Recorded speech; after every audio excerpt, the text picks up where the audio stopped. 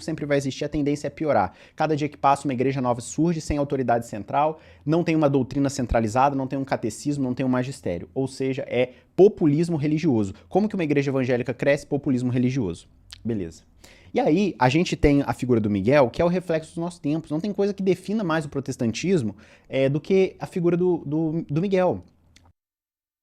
As várias denominações protestantes e as várias formas de pregar o evangelho fará com que a igreja protestante entre em decadência cada vez mais? Olá pessoal, viva Cristo Rei, salve Maria.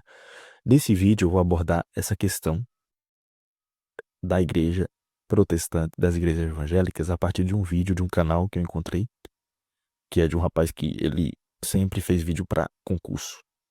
Mas nesse vídeo ele vai falar sobre a decadência da igreja protestante e eu já cantei essa bola aqui, já levantei essa bola aqui e eu acho que isso faz muito sentido, olha só. E ele é excomungado da igreja. Então Lutero queria reformar a igreja católica acaba não aceitando, excomunga Lutero da igreja, ou seja, a partir daí há uma divisão entre protestantismo e a igreja católica. O que aconteceu? E eu vi um padre falando disso. A igreja católica, com todas as suas críticas, polêmicas, tudo de ruim que já aconteceu, ela sempre se manteve unida, central. Então ela tem um comando. Você não abre, brother. Amanhã você abre uma igreja católica na sua esquina. Isso não existe. Você tem um catecismo. Você tem um rigor teológico para você avançar dentro da igreja católica.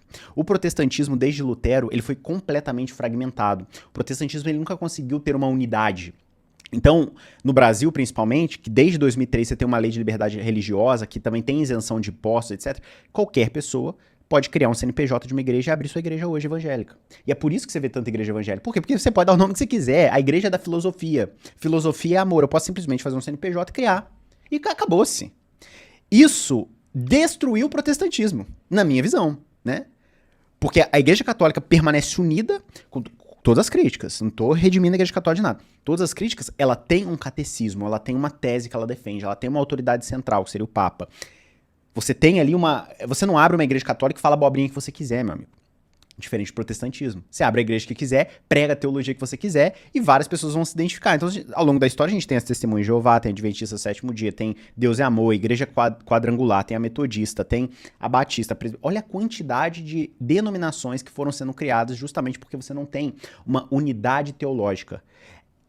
É freestyle. O protestantismo, desde Lutero, é freestyle. Tanto é que logo depois de Lutero vem a grande briga, né? Que é Calvino e Armínio. Porque aí você tem uma outra grande divisão. Armínio vai interpretar a Bíblia de uma maneira, Calvino de outra. E aí surgem as 5 teses do calvinismo, etc. Você tem também as teses do Armínio. O que eu quero dizer com isso, pessoal? O protestantismo, na minha visão, ele não tem solução para isso que a gente está vendo, esse fenômeno de igreja e legendários, que eu já falei aqui no canal, igreja de parede preta, e sala VIP e igreja, e misturar a igreja com política, porque não tem uma autoridade central. Você pode simplesmente, em qualquer esquina, abrir uma porta, um CNPJ, cria sua igreja, prega o que você quiser. E o mundo tem tanto idiota que, por mais absurdo que seja a sua teologia, cara, você vai ter centenas de pessoas te seguindo, né? Veja o caso do Miguel, ele tem 1,4 milhão de pessoas seguindo ele.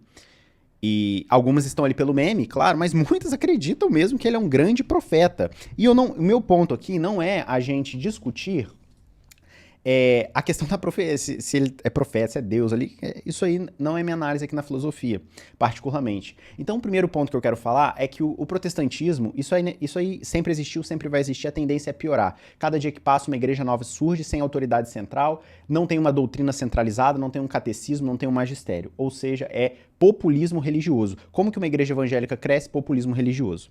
Beleza. E aí, a gente tem a figura do Miguel, que é o reflexo dos nossos tempos. Não tem coisa que defina mais o protestantismo do que a figura do Miguel, que é o espetáculo, né? Ou seja, o entretenimento espiritual, né?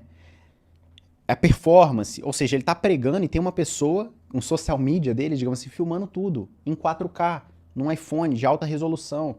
Às vezes ele tá até microfonado ali, né? Então, isso molda a cabeça do indivíduo já, porque ele sabe que ele não está falando para a igreja só, ele está falando para milhões de pessoas ao redor do Brasil e tem alguém filmando ele. Então esse espetáculo todo, né, ele tem um propósito, né, que é dar visibilidade. Já falei do Dave Leonardo aqui. O Dave Leonardo, grande expoente da teologia do coach, qual foi a grande sacada dele? Cara, o marketing absurdo. É um rapaz branco, bonitinho, carinha de bebê, que pensou, cara, se eu fizer uma pregação como todo mundo faz de 1 hora, ninguém vai ver, a gente tá numa geração rápida. Eu vou fazer pregações de 10 minutos. E vou fazer pregações da teologia do coach, que enaltece o indivíduo, que promete que esse indivíduo será amado, cuidado, que ele é importante, que os seus planos vão dar certo, basta ele acreditar, que ele tem um potencial infinito dentro dele. E David Leonardo conseguiu entender essa mensagem, ele, legenda ao vídeo, música de fundo, fumaça, pum, viralizou. Ganhou o coração do Brasil inteiro. David Leonardo hoje é um homem extremamente rico, milionário, né? E aí, qual é o ponto, né, pessoal? Ou seja, a gente fecha primeiro essa questão, ok? Você tem correntes do cristianismo, desde Lutero, que se fragmentam cada vez mais, os protestantes não conseguem se entender, né? Presbiterianos, por exemplo, acreditam que o adventista é heresia, acreditar, ser da doutrina adventista do sétimo dia, heresia, né? Testemunho de Jeová, heresia. Então nem os protestantes se entendem, não há unidade central, não há um catecismo. A internet propicia que figuras como o Miguel, que sempre existiram dentro do protestantismo, ganhem mais espaço, mais voz. E aí a provocação que eu faço é que o protestantismo está morrendo porque você não tem uma autoridade teológica, não tem autoridade. Quem que é a autoridade do Não tem. Não tem. Cada igreja fala por si. Outro aspecto ligado ao capitalismo é a mercantilização da fé. O Legendários, que eu falei aqui no canal, é nada mais do que isso, né?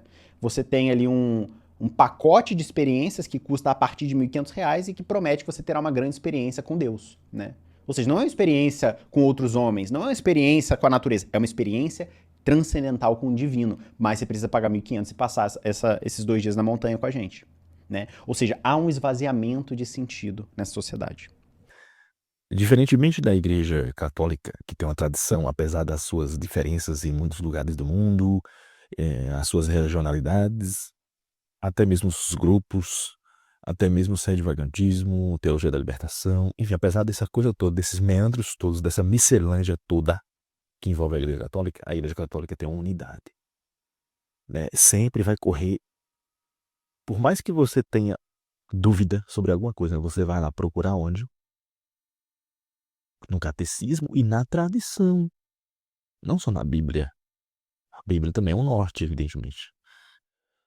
Mas os protestantes não. Os protestantes seguiam pela Bíblia e muitas vezes essa questão da Bíblia só faz com que protestantes de várias denominações interpretem de várias formas e tudo mais e não olhem muito para a tradição, porque para eles a tradição não importa. E isso vai enfraquecer, na minha opinião, a Igreja Protestante.